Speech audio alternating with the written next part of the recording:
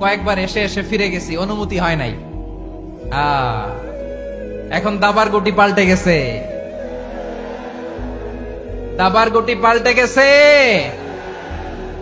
এক মাঘে শীত যায় না, কিন্তু আমরা স্মরণে রাখি না, ভুলে যাই।